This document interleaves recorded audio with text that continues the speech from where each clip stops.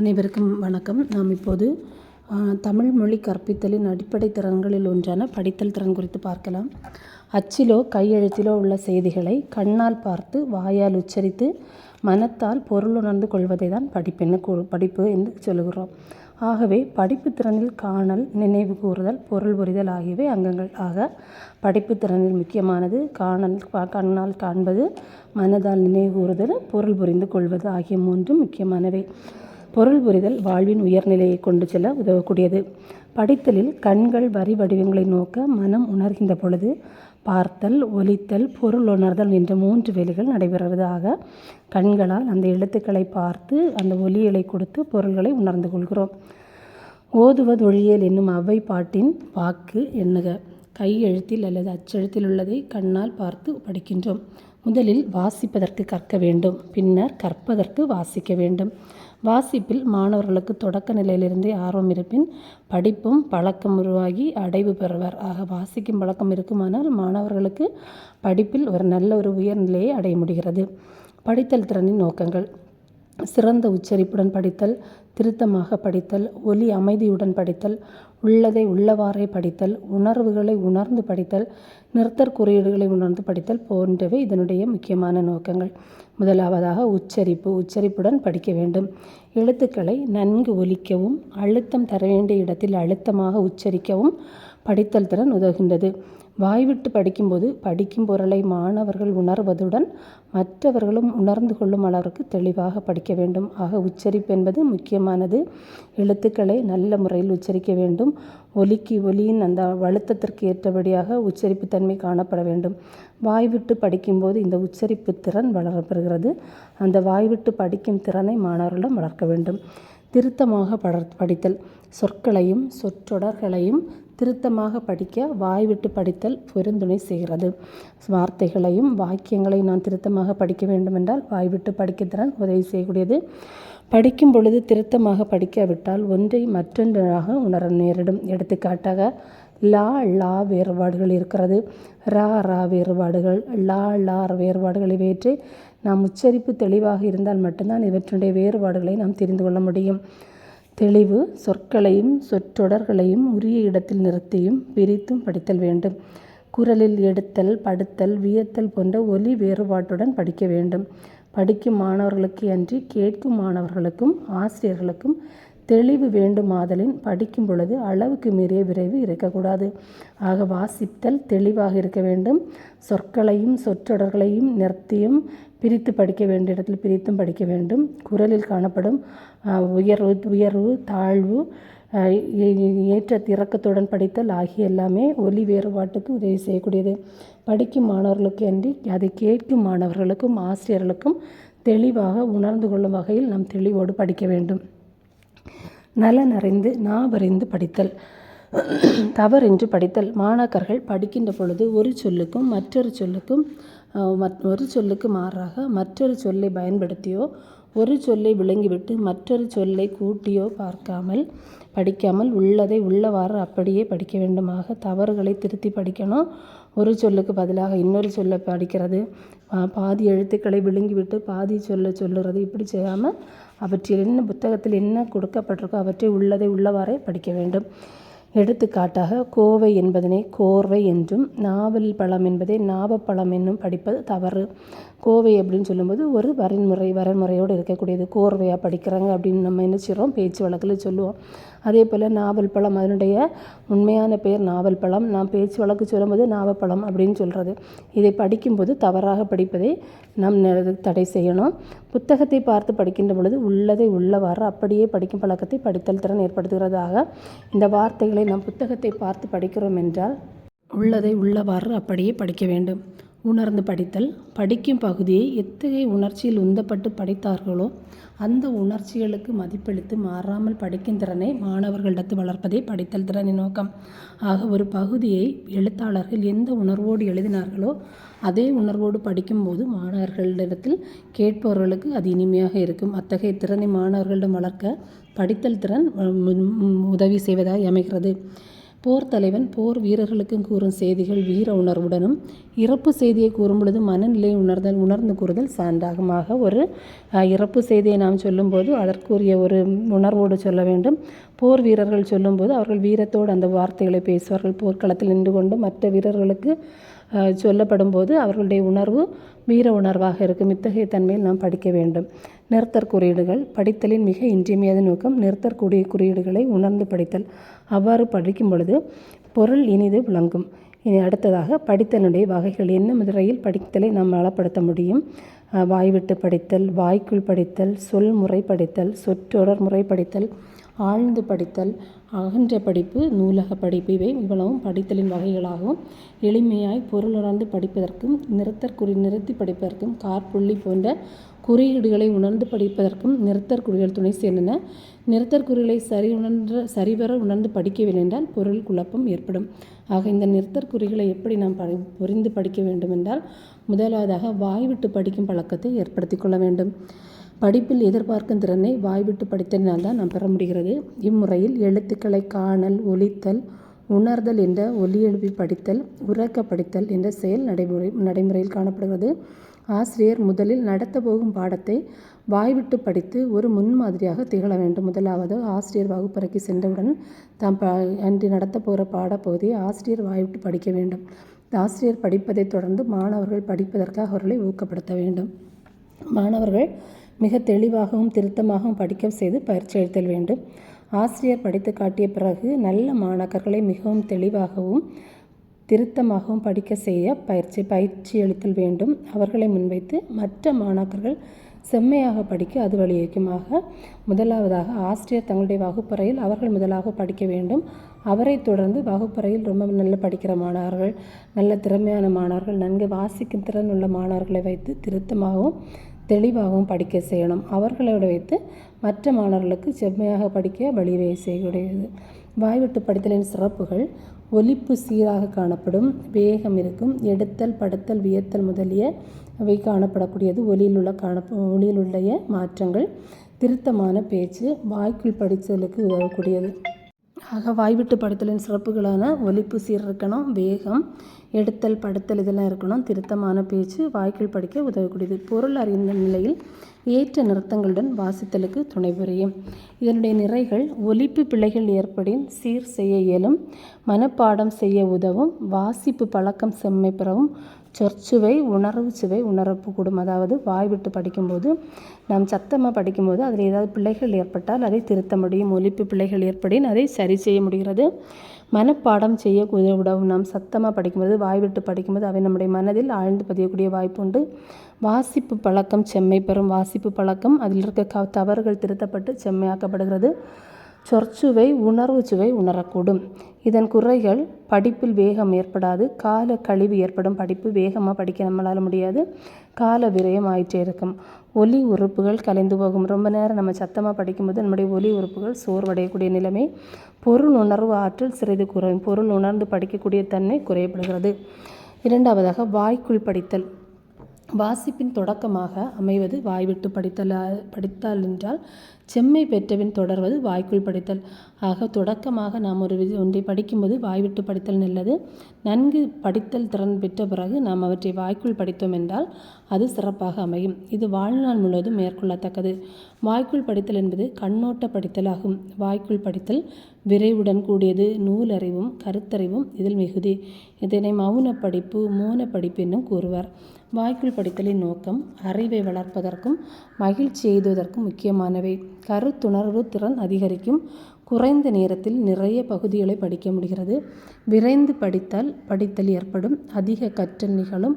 மொழி அறிவும் இலக்கிய சுவையும் காணப்படும். சிந்தனையை ஒருநிலைப்படுத்துவதற்கும் இன்றியமையாதது. ஆக வாய்க்குள் படித்தலின் நோக்கங்கள்: நாம் வாய்க்குள் படிக்கும்போது நம்முடைய அறிவு வளர்கிறது, மகிழ்ச்சி செய்வதற்கு முக்கியமாக காணப்படுது. கருத்துக்களை உணர்ந்து படிக்கக்கூடிய ஆற்றல் எது இருக்கிறது. குறைந்த நேரத்தில் குறிப்பிட்ட நிறைய பகுதிகளை நாம் படித்து முடிக்கலாம். விரைந்து படிக்கும் திறன் ஏற்படுகிறது. விரைந்து படிக்கக்கூடிய திறன் அங்கு வளர்கிறது. அதிக கற்றல் நிகழ்கிறது. வாய்க்குள் படிப்பதால் அதிக கற்றல் திறன் வளர்கிறது. மொழி அறிவும் இலக்கிய சுவையும் காணப்படும். சிந்தனையை ஒருநிலைப்படுத்துவதற்கு இன்றியமையாது. இதன் நிறைகள் ஒலி உறுப்புகளுக்கு ஓய்வு கிடைக்கிறது. ஆக நாம் வாய்க்குள் படிக்கும்போது நம்முடைய ஒலி உறுப்புகள் ஓய்வாக காணப்படுகிறது. குறைந்த கால அளவில் அதிகமாக படிக்கலாம். கண்ணும் மனமும் செயல்படுவதால் படித்தலின் வேகம் அதிகரிக்கும். படிக்கும்போது இடையில் நிறுத்தி சிந்திப்பதற்கு வாய்ப்புண்டு. இடையூறு இல்லாமல் படிக்கலாம். அவரவர் திறமைக்கு ஏற்றவாறு படிக்க முடிகிறது. அகன்ற படிப்பிற்கு இது வழிவகுக்கிறது. இதில் காணப்படும் குறைகள்: எழுத்துக்களின் தவறான ஒலிப்புகளை திருத்த வாய்ப்பில்லை. வாய்மொழி பயிற்சி இல்லாததால் நடித்தல், உரையாடல், பேச்சு, சொற்பொழிவுகள் முதலியவற்றுக்கு பயிற்சியளிக்க துணை புரியாது. மனதிற்குள்ளே படிப்பதால் பாடல்களில் அமைந்துள்ள சந்தநயம், ஒலிநயம் முதலியவற்றை கேட்டு இன்புறலாம். படிக்க கற்பிக்கும் முறைகள்: முதலாவதாக எழுத்து முறை படிப்பு. இது மிக பழமையான முறை. எழுத்துக்களை வரிசையாக கற்பித்து பின் எழுத்து கூட்டி முழு சொற்களையும் பின்னர் சொற்றொடர்களையும் கற்பிக்கும் முறையே எழுத்து முறை படிப்பு. எழுத்து முறை படிப்பு என்பது முதல்ல எழுத்துக்களை வரிசையாக கற்பிக்கப்பட்டு அவற்றையும் தொடர்ந்து சொற்களையும் சொற்றொடர்களையும் கற்பிக்கும் முறை தான் எழுத்து முறை படிப்பு. இம்முறையில் முதலில் ஓரெழுத்து, ஈரெழுத்து சொற்களையும் பின்னர் 3, 4 எழுத்து சொற்களையும் அதன் பின் முற்று சொற்றொடர்களையும் கற்பிப்பார். முதலில் ஓரெழுத்துக்கள், உயிரெழுத்துக்கள், மெய் எழுத்துக்கள், அதன் தொடர்ந்து 4 எழுத்து சொற்கள், 5 எழுத்து சொற்கள் இவற்றை செற்றுக் கொடுத்து சொற்றொடர்களை கற்பிப்பார். இதனுடைய நிறைகள்: எழுத்துக்களை முறைப்படி படிப்பதால் அவற்றின் வரிசைகளை நன்கு உணர முடியும். எழுத்துக்களை கற்ற பின்னர் சொற்களை கற்பதால் ஐயன் திரிவர எழுத்தறிவு பெற முடிகிறது. தமிழ் மொழியில் ஒலிப்பது போன்றே எழுதுகிறோம். ஒவ்வொரு எழுத்துக்குரிய ஒலியினையும் நன்கு உணர்ந்து கொள்வதால் எழுதும் பயிற்சி எளிதாகின்றது. எழுத்து பிழைகள் மிகுதும் ஏற்படுவதில்லை. படிப்பது பிழையின்றி அமையும். அதாவது எழுதுதல் திறனால் படிக்கும் திறனில் காணப்படும் நிறைகள் என்னென்று பார்த்தோம்னால, எழுத்துக்களை நாம் முறைப்படி படிப்பதால் அவற்றை வரிசைகளை நன்கு உணர்ந்து கொள்ள முடியுமாக. உயிரெழுத்துக்கள் என்ன, மெய் எழுத்துக்கள் என்ன, அதனுடைய வரிசை முறை என்ன என்பதை நாம் உணர்ந்து கொள்ள முடிகிறது. எழுத்துக்களை கற்ற பின்னர் சொற்களை கற்பதால் ஐயன் திரிவர எழுத்தறிவு பெற முடியுமாக. எழுத்துக்களை கற்று தெளிந்த பின்னர் தான் சொற்களை நாம் கற்றுக்கொள்ள முடியும். அப்போதுதான் அந்த எழுத்துக்களுக்கும் சொற்களுக்கும் இடையே உள்ள வேறுபாடுகளையும் வித்தியாசத்தையும் நாம் உணர்ந்து கொள்ள முடிகிறது. தமிழ் மொழியில் ஒலிப்பது போன்றே எழுதுகிறோம். தமிழ் எழுத்துக்களை நாம் எவ்வாறு எழுத்துக்களை ஒலிக்கிறோமோ அதே போல தான் எழுதவும் செய்கிறோம். வார்த்தைகள் எழுத வருகிறது. ஒவ்வொரு எழுத்துக்குரிய ஒலியினை நன்கு உணர்ந்து கொள்வதால் எழுதும் பயிற்சி எளிதாகின்றது. எழுத்து பிழைகள் மிகுதியும் ஏற்படுவதில்லை. படிப்பதும் பிழையின்றி அமையும். இதன் குறைகள்: உளவியல் முறைக்கு மாறானது. குழந்தைகளுக்கு படிப்பதில் கவர்ச்சி ஏற்படுவதில்லை. ஆக வெறும் எழுத்துக்களை மட்டுமே சொல்லிக் கொடுக்கும்போது மாணவர்களுக்கு படிப்பில் ஆர்வம் இல்லாத போது தெரிந்ததிலிருந்து தெரியாததற்கு போதல் என்ற விதிமுறையோடு தொடர்புடையது. கற்பித்தல் முறைக்கு இது மாறுபட்டதாகும். எழுத்து கூட்டி படிப்பதிலேயே முழு கவனம் செலுத்தப்படுகிறது. பொருள் உணராமல் படிக்கும் நிலை வளர்ந்து படிப்பின் நோக்கம் நிறைவேறாமல் போக வாய்ப்புள்ளது. இரண்டாவதாக சொல்முறை படிப்பு. எழுத்து முறைக்கு மாறுபட்டது சொல்முறையாகும். இம்முறையில் அட்டைகளின் உருவப் பொருட்களையும் அவற்றிற்குரிய சொற்களையும் ஒருங்கே காட்டி சொற்களை முழுமையாக கற்க செய்கின்றனர். அடுத்து அவ்வெழுத்துக்களாலான புது சொற்களை படிக்க செய்கின்றனர். இவ்வாறு ஒவ்வொரு சொல்லாக கற்பிப்பது சொல்முறை படிப்பாகும். எழுத்துக்களின் முறைக்கு எழுத்து முறை. முதல்ல எழுத்து முறை என்பது எழுத்துக்களை பயிற்றுவிப்பது. சொல்முறை என்பது எழுத்துக்களுக்கு மாறுபட்டது. அட்டைகளில் அந்த எந்த உருவத்தினுடைய பொருட்களை உருவ பொம்மைகளை செய்து வச்சுட்டு அதனுடைய சொற்களை அங்கு எழுத்துக்களை போட்டு அந்த சொற்களை இணைக்க கற்றுக் கொடுப்பது. அப்படி செய்யும்போது புதிய புதிய சொற்களை மாணவர்கள் படிக்க வாய்ப்புண்டு. ஒவ்வொரு சொல்லாக கற்பிப்பது சொல்முறை படிப்பாகும். நிறைகள்: குழந்தைகள் எழுத்தெழுத்தாக பேசுவதில்லை, சொற்களாக பேசுவதால் இம்முறை சிறந்தது. ஆக குழந்தைகள் பேசும்போது வெறும் எழுத்துக்களை பேச மாட்டாங்க, சொற்களை பேசுவாங்க. அதனால் இந்த சொல்முறை படிப்பு அவர்களுக்கு சிறப்பாக அமைகிறது. முழுமையிலிருந்து பகுதிக்கு செல்லுவது, தெரிந்ததிலிருந்து தெரியாதுக்கு செல்வதாக. எழுத்துக்கள் என்பது அவர்கள் ஏற்கனவே ஓரளவு தெரிந்த விஷயங்கள். அவற்றிலிருந்து பகுதியாக காணப்படும் அந்த சொல்லுக்கு செல்லுதல் பழக்கம் இருக்குது. தெரிந்த ஒன்றிலிருந்து தெரியாத ஒன்று புதிது ஒன்றை கற்றுக்கொள்கிறார்கள். ஒவ்வொரு சொல்லுக்கும் தனித்தனி பொருள் உண்டு. பொருளோடு கூடிய சொல்லை கற்பித்தல் சிறந்தது. பொருள் உணர்ந்து படிப்பதால் படிப்பில் ஆர்வம் ஏற்படுகிறது. குறைகள்: தமிழ் எழுத்துக்களின் வரிசை முறைகளை அறிய முடியாமல் போகக்கூடும். ஒரு படத்தை மறைத்து கொண்டு சொல்லை படிக்க சொன்னால் படிக்க முடியாமல் இருக்கும் வாய்ப்புண்டு. படங்களின் துணை கொண்டு கற்பிக்கப்படுகிறது. மாணவர்கள் சொற்களை பார்க்காமலேயே படத்தை பார்த்து மனப்பாடமாக பொருள் உணராது சொல்லிக்கொண்டே போகலாம். இதில் காணப்படும் குறைகள்: தமிழ் எழுத்துக்களின் வரிசை முறைகளை நாம் என்ன செய்ய முடியாது, தெரிய முடியாது. எழுத்துக்களை கற்றுக் கொடுக்கும்போது நாம் அந்த வரிசை முறையை கற்றுக் கொடுக்கிறோம். உயிர் எழுத்துக்கள், மெய் எழுத்துக்கள், உயிர்மெய் எழுத்துக்கள் என்ற வரிசைப்படி எழுத்துக்கள் பயிற்றுவிக்கப்படுகிறது. ஆனால் சொல்முறை படிப்பு என்று வரும்போது எழுத்துக்களின் வரிசை முறைகளை மாணவர்களுக்கு தெரியாமல் போய்விடும். ஒரு படத்தை மறைத்து கொண்டு சொல்லை படிக்கச் சொன்னால் படிக்க முடியாமல் இருக்கவும் வாய்ப்புண்டு. படத்தை பார்த்தவர்கள் அதற்கான பதிலை சொல்வார்கள். ஆனால் படத்தை மறைத்து வைத்துக்கொண்டு அதை சொல்ல சொன்னால் மாணவர்களுக்கு எழுத்துக்கள் தெரியாத காரணத்தினால் சொற்கள் சொல்ல தெரியாமல் போக வாய்ப்புகள் உண்டு. படங்களின் துணை கொண்டு கற்பிக்கப்படுகிறது. படங்களின் துணை கொண்டு கற்பிக்கப்படுவதால் எழுத்துக்களை பற்றி அவர்கள் உணர்ந்து கொள்ளாமல் போய்விடுவர். மாணவர்கள் சொற்களை பார்க்காமலே படத்தை பார்த்து மனப்பாடமாக பொருள் உணர்ந்து கொண்டே சொல்லி கொண்டு போகலாமாக சொல்முறை படிப்பினால் இத்தனை குறைகள் ஏற்படுகிறது. சொற்றொடர் படிமுறை படிப்பு. மூன்றாவதாக சொற்றொடர் முறை படிப்பு. எளிய சொற்றொடர்கள் பலவற்றை கற்பித்த பின் சொற்றொடர்களில் அமைந்த சொற்களையும் எழுத்துக்களையும் கற்பிப்பது சொற்றொடர் முறை படிப்பாகும். புதிதாக கையாளப்படும் முறைகளுள் இதுவும் ஒன்று. சொற்களுடைய தொடர்களை பயிற்றுவிப்பது. முதலாவது நாம் பார்த்தது எழுத்து முறை படிப்பு, இரண்டாவது சொல்முறை, மூன்றாவது சொற்றொடர் முறை. சொற்களுடைய தொடர்களை படிப்பது, எழுத்துக்களையும் கற்பிப்பது, சொற்களையும் எழுத்துக்களையும் கற்பிப்பது சொற்றொடர் முறை படிப்பதாகும். எழுத்துக்களையும் சொற்களையும் இணைத்து சொற்றொடர்களாக பயிற்றுவிப்பது.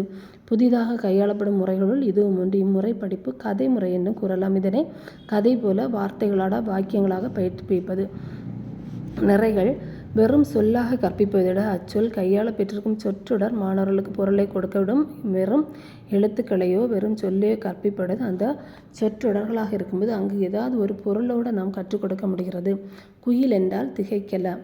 ஆனால் குயில் பாடுகிறதென்றால் எளிதில் புரிந்து கொள்வராக. வெறும் குயில் என்று சொல்லும்போது மாணவர்கள் புரியாமல் இருப்பார். ஆனால் குயில் பாடும் என்று சொல்லப்படும்போது அவர்கள் அதை புரிந்து கொள்ள வாய்ப்புகள் உண்டு. விளையாட்டு முறையில் கற்பித்தால் மாணவர்களிடம் கற்கும் ஈடுபாடு மிகுதியாகும். இம்முறையில் படிப்பில் மாணவர்களுக்கு ஆர்வம் அதிகமாக காணப்படுகிறது. இதில் காணப்படும் குறைகள்: தொடக்க நிலையிலேயே சொற்றொடராக படிப்பதற்கு மாணவர்களுக்கு இடர் தருவதாகவும் சிக்கல் மிகுந்ததாக இருக்குமாக. தொடக்க நிலை மாணவர்களுக்கு 1ஆம் வகுப்பு 2ஆம் வகுப்பு மாணவர்களுக்கு இந்த சொற்றொடர் முறையில் கற்றுக் கொடுக்கும்போது அவர்களுக்கு சற்று சிரமமாகவும் சிக்கல் நிகழ்ந்ததாக காணப்படும். ஏனென்றால் அவர்களுக்கு எழுத்துக்கள் தெரியாது, சொற்கள் தெரியாத நிலையில் எடுத்தவுடனே சொற்றொடர் படிப்புக்கு செல்லும்போது மாணவர்கள் கொஞ்சம் திகைக்க சிக்கலுக்குள்ளாக ஆளாக்கப்படுகிறார்கள். சொற்றொடர்களை பார்க்காமலே ஒப்புவிக்கக்கூடும். அதனால் அந்த தொடர்களை அவர்கள் பார்க்காமலே மனப்பாடம் செய்து ஆசிரியர் சொல்வதை கேட்டு மனதில் பதித்து கொண்டு சொல்லக்கூடிய நிலைமை ஏற்படுகிறது. கரும்பலகையில் எழுதி படிக்க கூறும்போது அறியாது திகைக்கக்கூடும். இப்போ எழுந்த சொற்றொடர்களை கரும்பலகையில் எழுத சொல்லும்போது அவர்கள் தெரியாமல் நிற்பார்கள். இம்முறை எளிமையிலிருந்து கடினத்திற்கு செல்லுதல் என்பதற்கு எதிர்மாறானது. எளிய விஷயத்திலிருந்து கடினமான பகுதிக்கு செல்லுதல் என்பதற்கு மாறுபட்டது. இந்த சொல்முறை படிப்பு என்பது கடினத்திலிருந்து எளிமையானதற்கு செல்லுதல் என்ற பகுதிக்குள்ளாக வரும்.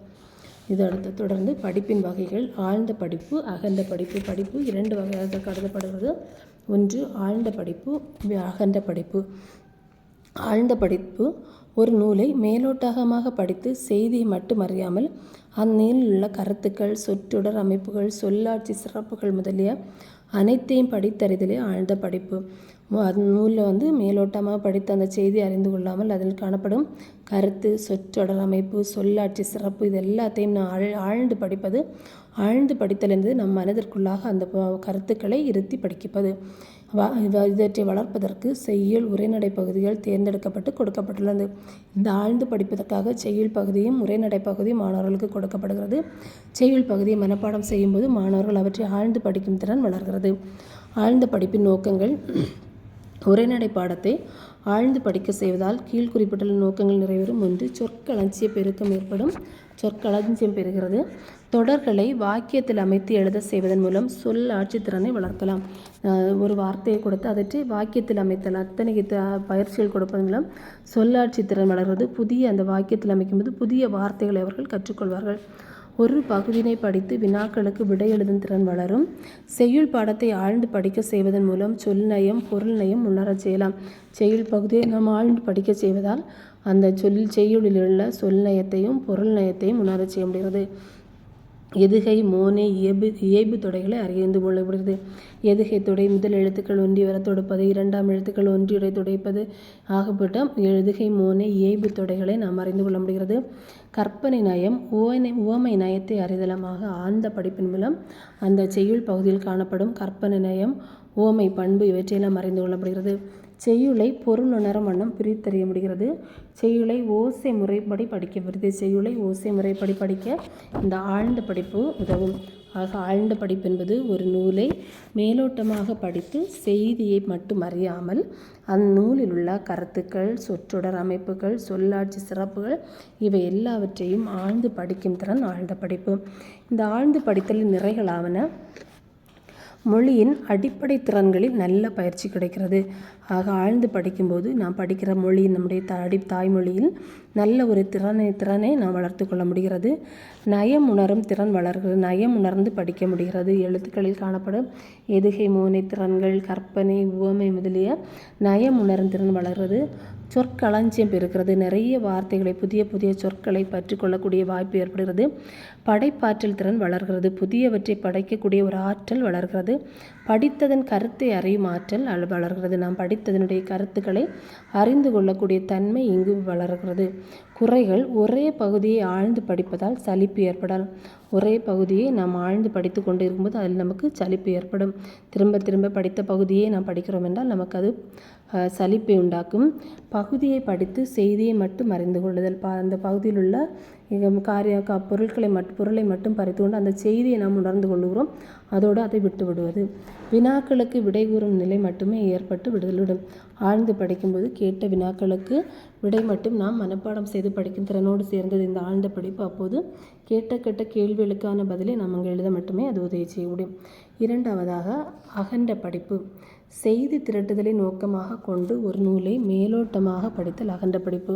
இது அகண்ட படிப்பு என்பது செய்திகளை திரட்டுதலுக்காக நிறைய புத்தகங்கள், மாத இதழ்கள், காலாண்டு இதழ்கள், கட்டுரைகள், கட்டுரை, துணைப்பாட நூல்கள் இது எல்லாவற்றையும் வைத்து எல்லாவற்றிலிருந்து செய்திகளை திரட்டி சேர்ப்பது அகண்ட படிப்பு எனப்படும்.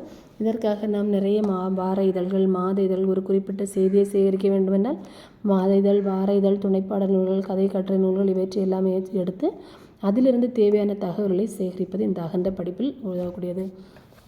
அகண்ட படிப்பின் நோக்கம் வாய்க்குள் படித்தல் திறன் வளர்கிறது. அப்போ அகண்ட படிக்கும்போது வாய்க்குள் வைத்து நாம் அந்த வார்த்தைகளை, தேவையான கருத்துக்களை மற்றும் படிக்கிறோம்.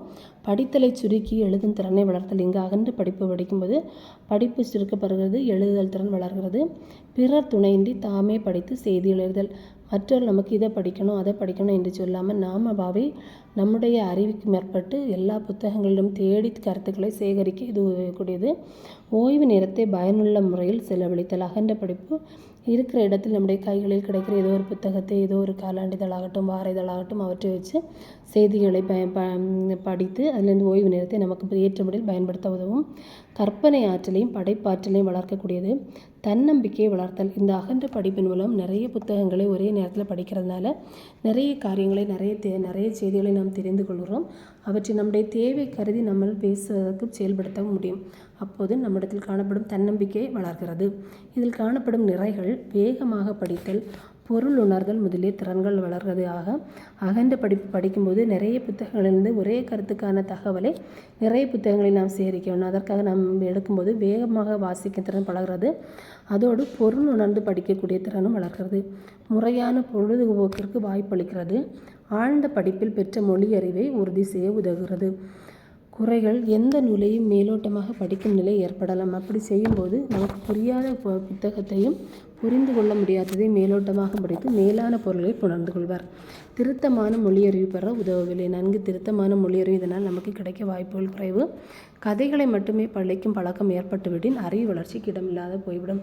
இந்த அகண்ட படிக்கும்போது மாணவர்கள் கதைகளுக்கு முக்கியத்துவம் கொடுப்பர். கதை புத்தகங்களை அழகாக படிப்பர். அதனால் தேவையற்ற வார்த்தைகள், அறிவு வளர்ச்சிக்கு தேவையானவற்றை பெறாமல் போய்விடுவார். படித்தல் திறனை வளர்ப்பதற்கான பயிற்சிகள். படித்தல் திறன் வளர்க்கும் பயிற்சிகளில் கற்பவர் முதிர்ச்சிக்கேற்ப அமைய வேண்டும். கற்பவருடைய வயது முதிர்ச்சிக்கேற்ப படித்தல் திறன் அமைய வேண்டும். வடிவமைக்கப்படும் பயிற்சிகள் படித்தல் நிலையின் நோக்கத்திற்கு ஏற்பவும் அமைய வேண்டும். தொடக்க வகுப்பு மாணவர்களின் படித்தல் திறன் வளர்க்க கீழ்காணும் பயிற்சிகளை கொடுக்கலாம். படமும் சொல்லும் அடங்கிய அட்டைகளை கொடுத்து படிக்க செய்ய வேண்டும். எளிய சந்த பாடல்களை தேர்ந்தெடுத்து கொடுத்து அவற்றை உரத்த குரலில் பாடச் செய்ய வேண்டும். மாணவ படித்தல் திறனை வளர்க்க வேண்டும் என்றால் மாணவர்களுக்கு படமும் சொல்லும், படத்தை பார்த்து சொல்லுகளை சொல்லுதல், அந்த மாதிரி அட்டைகளை கொடுத்து படிக்க செய்ய வேண்டும். சின்ன சின்ன சந்த பாடல்களை கொடுத்து அவற்றை உரத்த குரலில் பாடச் செய்ய வேண்டும். குழந்தைகளுக்கான எளிய கதைகளை தேர்ந்தெடுத்து கொடுத்து அவற்றை உரத்த குரலில் படிக்க செல்ல சின்ன சின்ன கதைகளை சொல்லிக் கொடுத்து அவற்றை மாணவர் வகுப்பறையில் சத்தமாக சொல்வதற்கு பயிற்சி அளித்தல். பேச்சிலும் எழுத்திலும் அதிகம் பயன்படுத்தாத எழுத்துக்களை சொற்களின் அடையாளம் கண்டுபிடிக்க செய்ய வேண்டும். நாம் அதிகமாக பயன்படுத்தாதப்பட்ட சொற்களை பேச்சிலும் எழுதுவதிலும் அதிகம் பயன்படுத்தப்படாதவற்றை அடையாளம் கண்டுபிடிக்க செய்தல். சாலை அடையாளங்களான நில், கவனி, செல், குறுகலான வளைவு, பள்ளம் பார்த்து செல், ஒலி எழுப்பாதே, தொடர் வண்டி பாதை முதலியவற்றை படிக்க செய்தல். இது நம்முடைய வாகனத்திலிருந்து விபத்துக்களிலிருந்து தடுக்க சாலையிலிருந்து நிற்கக்கூடியதான நில், கவனி, செல், குறுகலான வளைவு இப்படிப்பட்ட வார்த்தைகளை படிப்பதற்கு மாணவர்களுக்கு பயிற்சி கொடுக்கணும். சுவரொட்டிகள், விளம்பரங்கள், எளிய எச்சரிக்கைகள் முதலியவற்றை தயார் செய்து படிக்க வைக்க வேண்டும். சின்ன சின்ன சுவரொட்டிகளாக இருக்கட்டும், விளம்பரங்களாக இருக்கட்டும், எச்சரிக்கை பலகைகள், அபாயம், ஆபத்து இப்படிப்பட்ட இந்த எச்சரிக்கை பலகைகள் இவற்றையெல்லாம் மாணவர்களுக்கு படித்து அவற்றை முதலில் படிக்க தயார் செய்ய வேண்டும். ஏனென்றால் மாணவர்கள் இவற்றை படிக்க அறிந்தால் மட்டும்தான் அவர்களை ஆபத்து வரும்போது அவர்களை பாதுகாத்து கொள்ள உதவி செய்யும். குழந்தைகளின் பயிற்சி ஏடுகளை ஒருவருக்கொருவர் மாற்றி கொடுத்து படிக்க வேண்டும். மாணவர்கள் எழுத வேண்டிய அந்த எழுத்து பயிற்சி நூல்கள் இருக்கும், பயிற்சி ஏடுகள் இருக்கும். இவற்றை ஒருவருக்கொருவர் மாற்றி கொடுத்து படிக்க செய்யும்போது அங்கு ஒருவன் செய்த தவறு நம்மளை மற்றவர்கள் கண்டுபிடிக்க உதவியாக இருக்கும். பிறரது கையெழுத்துக்களை படிக்கும் திறன் பெறுவர். இப்படி செய்யும்போது அடுத்த பிற மாணவருடைய கையெழுத்துக்களை அந்த எழுத்துக்களையும் படிக்கக்கூடிய திறன் மாணவர்களுக்கு வரும். அதிகமாக மாணவர்களுக்கு அவர்கள் எழுதினதை மட்டும்தான் படிக்கிற திறன் பெற்றிருப்பார்கள். இப்படி ஒரு மாணவனுடைய நோட்டை ஏடுகளை அடுத்தவர்கள் படிக்கும்போது பிறருடைய கையெழுத்துக்களை படிக்கக்கூடிய ஒரு திறனை வளர்த்து கொள்வர். வீட்டிற்கு வரும் கையெழுத்து கடிதங்களை படிக்க செய்தல் தங்களுடைய கையெழுத்து கடிதங்களை அவர்களை படிப்பதற்கு இது உதவியாக இருக்கும். சிறுவர் மலர், குழந்தைகளுக்கான கதை நூல்களை படிக்க செய்தல். பத்திரிகைகளில் வரக்கூடியதான குழந்தைகளுக்கான புத்தகங்கள், சிறுவர் மலர் இதில் காணப்படும் கதைகளை படிக்க செய்ய வேண்டும். செய்தித்தாளை காலை வழிபாட்டு கூட்டத்திலும் வகுப்பறையிலும் படிக்க செய்தல். செய்தித்தாள்களை காலை நமக்கு அசம்பிளி நடக்கும்போது மாணவர்களுக்கு அன்றைய நாள் செய்திகளை அந்த காலை வழிபாட்டு கூட்டத்திலே படிப்பதற்கு பயிற்சி கொடுக்கணும். அதோடு வகுப்பறையிலும் அந்த செய்திகளை படித்தல் நிகழ்வுகளை நடத்த வேண்டும். பேருந்து நிலையத்தில் இடம்பெற்றும் பேருந்து புறப்படும் கால அட்டவணை, அங்காடிகளில் இடம்பெறும் பொருட்களின் விலைப்பட்டியல் முதலியவற்றை படிக்க வேண்டும். அதோடு பேருந்து நிலையம் காணப்படும் பொழுது பேருந்தினுடைய புறப்பட நேரம், காலம் அங்கே அட்டவணை கொடுத்துருப்பாங்க. அவற்றை படிப்பதற்கும் அவர்களுடைய பேருந்துகளுடைய பெயர்களை எந்தெந்த இடத்துக்கு செல்லும் அப்படிங்கிற அந்த பெயர்களையும் படிப்பதற்கு பயிற்சி கொடுக்கணும். அங்காடி பொருட்கள் விற்பனை வாங்குகிற இடங்களில் காணப்படும் பொருட்களுடைய விலை பட்டியல் கொடுக்கப்பட்டிருக்கும். அவற்றையும் படிக்கிறதற்கு பயிற்சி கொடுக்கணும். செய்தித்தாளில் இடம்பெறும் வானிலை அறிக்கை, தட்பவெப்பநிலை, வரைபடங்கள் முதலியவற்றை படிக்க செய்தல். ஆக படிக்கும் திறனை வளர்க்க இத்தகைய பயிற்சிகள் கொடுத்தோம் என்றால் மாணவர்களுக்கு படிக்கும் திறனில் வளப்படுவர். முதலாவதாக படிக்கும் திறனை பயிற்சிகள் படமும் சொல்லும் அடங்கிய அட்டைகளை கொடுப்பது, எளிய சந்த பாடல்களை தேர்ந்தெடுத்து படிக்க செய்தது, குழந்தைகளுக்கு எளிய கதைகளை தேர்ந்தெடுத்து கொடுத்து அவற்றை உறக்க படிக்க செய்வது, பேச்சிலும் எழுத்திலும் பயன்படுத்தாத சொற்களை அடையாளம் காண செய்வது, சாலைகளில் அடையாளங்களாக கொடுக்கப்படும் நில், கவனி இப்படிப்பட்ட வார்த்தைகளை பயிற்றுவிப்பது, சுவரொட்டிகள், விளம்பரங்கள், எளிய எச்சரிக்கைகள் முதலியவற்றை படிக்க தயார் செய்தல், குழந்தைகளின் பயிற்சி ஏடுகளை ஒருவருக்கொருவர் மாற்றி படிக்க செய்து அதன் மூலம் பிறருடைய கையெழுத்தை படிக்கக்கூடிய திறன் பெறுகிறார்கள்.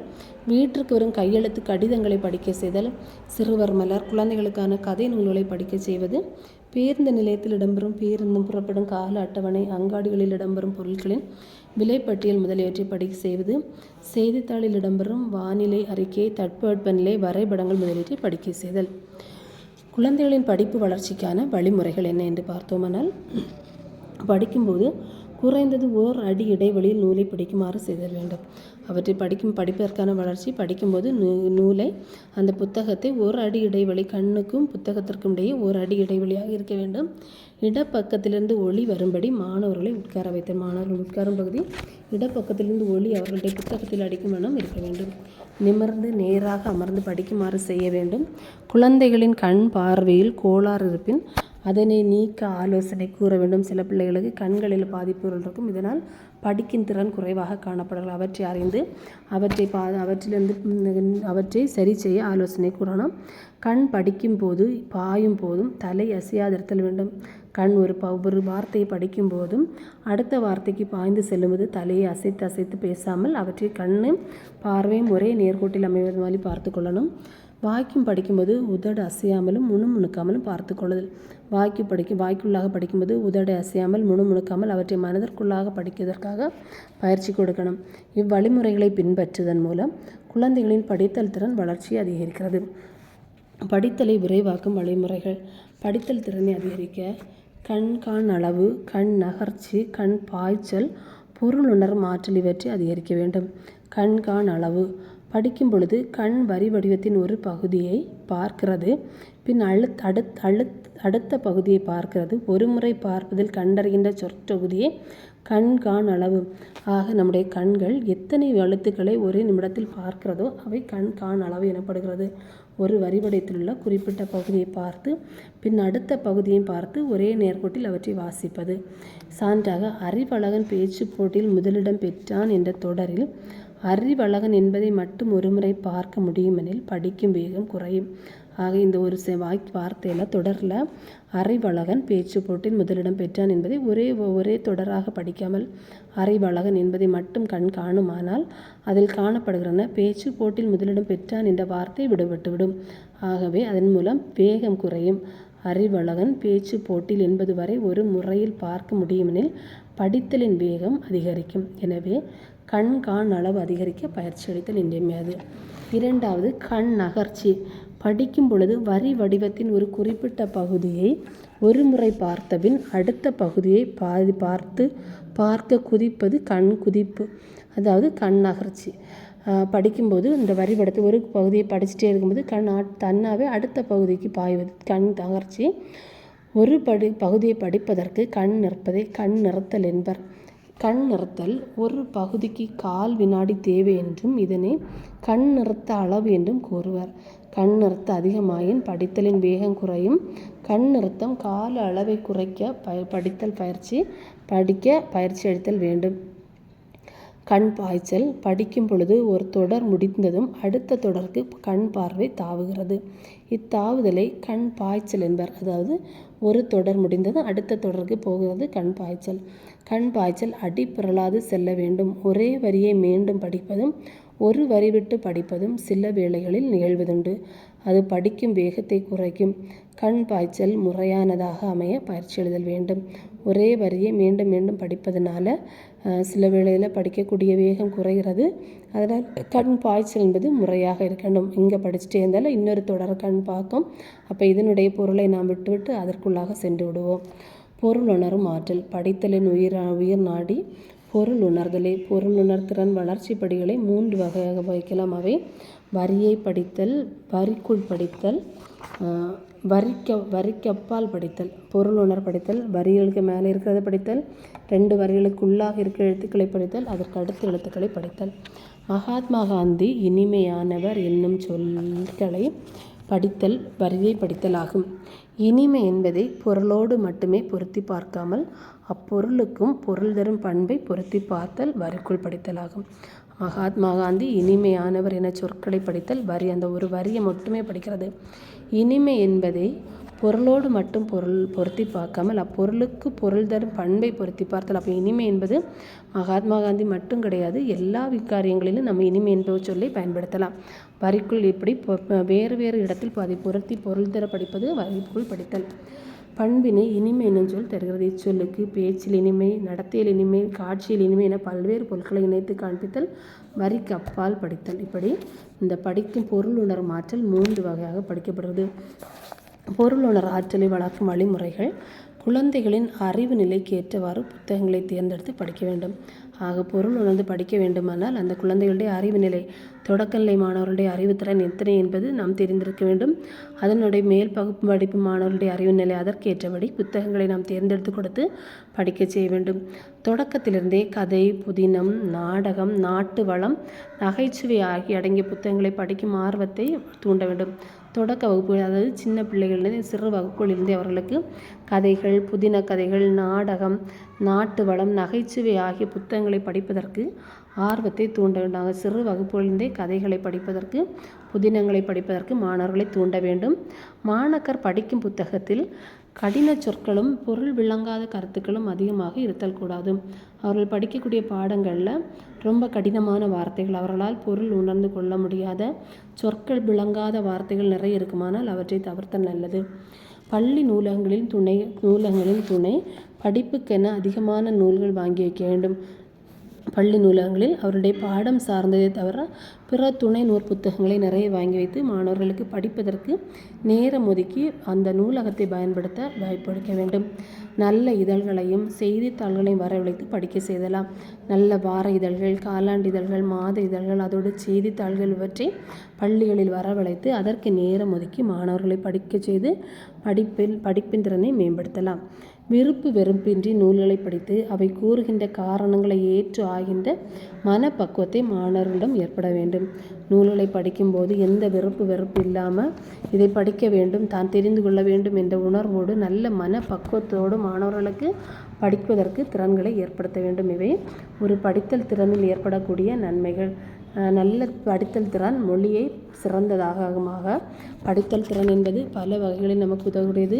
இதனுடைய நோக்கங்கள் என்று பார்த்தோம் என்றால், இதனுடைய உச்சரிப்பு திறன் இருக்க வேண்டும், திருத்தமாக படிக்க திறன் ஏற்பட வேண்டும், சொற்களையும் சொற்றொடர்களையும் திருத்தமாக படிக்கும் திறனை ஏற்படுத்தி கொடுக்கணும், தெளிவு இருக்க வேண்டும், சொற்களையும் சொற்றொடர்களையும் உரை இடத்தில் நிறுத்தியும் பிரித்தும் படிக்க வேண்டும், படிப்பதில் ஒரு தெளிவு காணப்பட வேண்டும், தவறின்றி படிக்க வேண்டும். மாணவர்கள் சொல்லுக்கு மாறாக, ஒரு சொல்லுக்கு மாறாக மற்றொரு சொல்வதை படித்தல், பாதியை விழுங்கி சொல்கிறது, மற்ற கூட்டி குறைத்து படிக்கிறது, இவற்றையெல்லாம் எடுத்துவிட வேண்டும்.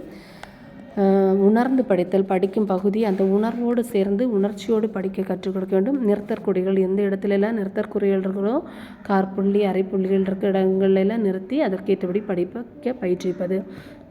அதோடு படித்தலின் வகைகள், வாய்விட்டு படித்தல், எழுத்துக்களை வாய்விட்டு படிக்கும்போது மாணவர்கள் திருத்தமாகவும் தெளிவாகவும் படிக்க பயிற்சியளிக்கிறது. இங்கு ஆசிரியர் முதலில் படித்துவிட்டு நல்ல மாணவர்களை படிக்க செய்து அதோடு மற்ற மாணவர்களையும் படிக்க ஆர்வப்படுத்த வேண்டும். இதனுடைய சிறப்புகள், ஒலி பிழைகள் ஏற்படின் அவற்றை சரி செய்ய முடிகிறது, மனப்பாடம் செய்யக்கூடியது, வாசிப்பு பழக்கம் ஏற்படுகிறது. இதில் காணப்படும் குறைகள், படிப்பில் வேகம் இருக்காது, ஒலி குறுப்புகள் கலைந்து போகும். வாய்க்குள் படித்தல், வாசிப்பின் தொடக்கமாக அமைவது. வாய்விட்டு படித்தல் என்றால் அதை செம்மையாக்க உதவக்கூடியது வாய்க்குள் படித்தல். வாய்க்குள் படித்தலின் மூலம் அறிவு வளர்கிறது, மகிழ்ச்சி ஏற்படுவது, கருத்துணர்வு திறன் அதிகரிக்கிறது, குறைந்த நேரத்தில் நிறைய பகுதிகளை நாம் படிக்க முடியும். அதனுடைய குறைகள், ஒலி உறுப்புகளுக்கு ஓய்வு கிடைக்கிறது, குறைந்த கால அளவில் அதிகமாக படிக்க முடிகிறது, கண்ணும் மனமும் செயல்படுவதால் படித்தலின் வேகம் நமக்கு அதிகமாகிறது. அடுத்ததாக படித்தலில் ஏற்படும் முறைகள், படிக்க கற்பிக்கும் முறைகள். முதலாவது எழுத்து முறை படிப்பு. நாம் முதலில் எழுத்துக்களை படிக்கிறோம், அதன் தொடர்ந்து அதனுடைய சொற்களை படிக்கிறோம், சொல்முறை. இரண்டாவது சொல்முறை படிப்பு எழுத்து முறைக்கு மாறுபட்டது. முதலாவது எழுத்துக்களை படித்துவிட்டு சொற்களை படிப்பது. சொற்கள் படிக்கும்போது அட்டை படங்களில் சொல்லப்பட்டு உருவங்களை கொடுத்து அதில் உள்ள வார்த்தைகளை சொல்லுவது. மூன்றாவதாக சொற்முறை படிப்பு. எழுத்துக்களையும் சொற்களையும் பயிற்ற பிறகு சொல்முறை படிப்பு படிக்க பயிற்சிக்க வேண்டும். இதனுடைய படிப்பினுடைய இன்னொரு வகைகள், ஆழ்ந்த படிப்பு. நூலை மேலோட்டமாக படித்து செய்தி அறிந்து கொள்ளாமல் ஆழ்ந்த படிப்பு. ஆழ்ந்த படிப்பின் மூலம் சொற்களஞ்சிய பெருக்கம் ஏற்படும். ஒரு பகுதியை படித்து வினாக்களுக்கு விடை, அதாவது மனப்பாடம் செய்யும் திறன் இங்கு அதிகமாகிறது. கற்பனை நயம், உவமை நயம் இவற்றையெல்லாம் அறிந்து கொள்ள முடியும். செய்யுளை ஓசை முறைப்படி படிக்க முடிகிறது. இதனுடைய நிறைகள், நயமுணர்வு திறன் வளர்கிறது, சொற்களஞ்சியம் பெறுகிறது. குறைகள், ஒரே பகுதியை ஆழ்ந்து படிப்பதால் சலிப்பு ஏற்படக்கூடும். அதனால் நாம் என்ன செய்யலாமா, இதனுடைய திரும்ப ஒரே பகுதியை படிக்கக்கூடிய வாய்ப்பு இந்த ஆழ்ந்த படிப்பில் உண்டு. அகண்ட படிப்பு என்று சொல்லும்போது ஒரு செய்தி திரட்டுதலை நோக்கம். ஒரு குறிப்பிட்ட தலைப்புக்காகவோ ஒரு கட்டுரை பகுதிக்கான செய்தியை திரட்டும் போது நாம் நிறைய புத்தகங்களை, நிறைய காலாண்டு வார இதழ்களை எல்லாம் நிறைய பார்த்து அதிலிருந்து செய்திகளை திரட்டுவதற்கு இந்த அகண்ட படிப்பு துணை செய்யும். அகண்ட படிப்பின் மூலம் வாய்க்குள் படிக்கக்கூடிய திறன் வளர்கிறது, படிக்கலை நாம் சுருக்கி எழுதும் திறன் வளர்கிறது, இன்னொருத்தருடைய துணையின்றி நாமே செய்திகளை சேகரிக்கக்கூடிய ஒரு ஆற்றல் வருது. ஓய்வு நேரத்தை நம்முடைய தேவையான பயனுள்ள வரையில் பயன்படுத்த இந்த அகண்ட படிப்பு துணை செய்யும். நிறைகள், வேகமாக படிக்கலாம், பொருள் உணர்தல் திறன் வளர்கிறது, முறையான பொழுதுபோக்கு வாய்ப்பளிக்கிறது. குறைகள் எந்த நூலையும் நாம் நிச்சய முடியாது, மேலோட்டமாக படிக்க முடியாது. இப்படி படிக்கும்போது கதைகளை மட்டுமே நாம் படிக்கக்கூடிய ஒரு பழக்கத்தை ஏற்படுத்திக்கொள்ள வாய்ப்புண்டு. படிக்கல் திறனை வளர்க்கக்கூடிய பயிற்சிகள்: படமும் சொல்லும் அடங்கிய அட்டைகளை கொடுத்து படிக்க செய்கிறோம். சந்த பாடல்கள் கொடுப்பது, எளிய கதைகளை தேர்ந்தெடுத்து கொடுப்பது, பேச்சிலும் எழுத்திலும் பயன்படும் சொற்களை கொடுப்பது, சாலைகள் அடையாளத்திற்காக வைக்கப்படும் வார்த்தைகளை கற்றுக் கொடுப்பது, சின்ன சின்ன சுவரொட்டி விளம்பரங்கள், படங்கள் இவற்றை காட்டி எச்சரிக்கை பலகைகள் இவற்றை வாசிக்க தயார் பண்ணது, குழந்தைகளுடைய பயிற்சி ஏடுகளை ஒருவருக்கொருவர் மாற்றி படிக்க சொல்வது. இதன் மூலம் கையெழுத்துக்கள், மற்றவருடைய கையெழுத்துக்களை படிக்கக்கூடிய ஒரு திறன் வளர்கிறது. சிறுவர் மலர் குழந்தைகளுக்கான கதை நூல்களை படிக்க முடிகிறது. செய்தித்தாள்களை காலை வழிபாட்டு கூட்டத்தில் படிக்க செய்வதன் மூலம் செய்தித்தாள்களை படிக்கக்கூடிய திறன் வளர்கிறது.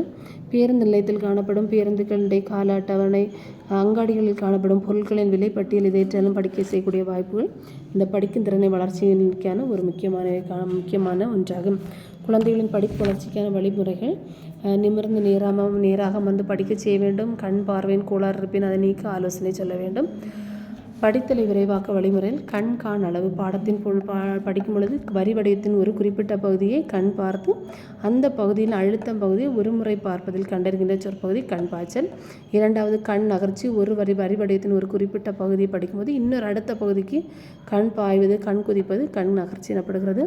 கண் பாய்ச்சல்: படிக்கும் பொழுது ஒரு தொடர் முடிந்ததும் அடுத்த தொடருக்கு கண் பார்வை செல்வது. பொருள் உணரும் ஆற்றல்: படித்தலின் உயிர்நாடி பொருள் உணர்தல். நாம் படிக்க முக்கியமான கொள்கை பொருள் உணர்ந்து படிப்பது. நாம் படிப்பதை நாம் உணர்ந்து படித்தல். இதை 3 வகையாக கூறலாம். வரியை படித்தல், அந்த வரியை மட்டும் படிக்கிறது. இரண்டாவது, வரிக்குள் படித்தல், அந்த வரிக்குள் உள்ள சொல்லப்பட்ட ஒரு வார்த்தைக்குள்ள பொருளை மட்டும் உணர்ந்து படிப்பது. மூன்றாவதாக, அந்த வார்த்தை வரிக்கு அப்பால் படித்தல், அந்த வார்த்தையில் வரியில் உள்ள அந்த சொல்லுக்கான பல இடத்தில் அந்த பொருளை உணர்த்தி படிப்பதாக இந்த பொருள் உணர்ந்து படித்தல், வரியை படித்தல், வரிக்குள் படித்தல், வரிக்கு அப்பால் படித்தல் என 3 வகையில் காணப்படுவது. பொருளுணரும் ஆற்றலை வளர்க்க வேண்டுமானால் குழந்தைகளின் அறிவு நிலைக்கு ஏற்ப புத்தகங்களை தேர்ந்தெடுத்து படிக்க செய்ய வேண்டும். கதை, புதினம், நாடகம், சிறுகதை, நாட்டு வளம் இந்த மாதிரி புத்தகங்களை மாணவர்களுக்கு படிக்க ஆர்வம் தூண்ட வேண்டும். மாணாக்கர் பாடத்தில் புத்தகத்தில் கடின சொற்களுக்கும் பொருள் விளங்காத கருத்துக்களும் அதிகமாக இருக்காத அளவுக்கு பார்த்து கொள்ள வேண்டும். பள்ளி நூலகங்களை பயன்படுத்த அவர்களுக்கு கற்றுக் கொடுக்க வேண்டும். நல்ல இதழ்கள், செய்தித்தாள்களையும் வரவழைத்து படிக்க செய்தல் வேண்டும். வெறுப்பு வெறிவின்றி நூல்களை படித்து அவை கூறுகின்ற கருத்துக்களை ஏற்று ஆகின்ற மனப்பக்குவத்தை மாணவர்களிடம் ஏற்படுத்த வேண்டும். இத்தகைய திறன்களின் மூலம் படித்தல் திறனை நாம் மாணவர்களுடன் வளர்க்கும் போது மாணவர்களுக்கு தாய்மொழியில் உள்ள திறன்களை நாம் உணர்ந்து கொள்ள முடியுமாக. அடிப்படை திறன்களான கேட்டல், பேசுதல், படித்தல், எழுதல் இந்த 4 திறன்களையும் அவர்கள் சிறப்பிட்டிருப்பார்களானால் தாய்மொழியில் சிறந்தவர்களாக, வல்லுநர்களாக ஆக முடியும். நன்றி.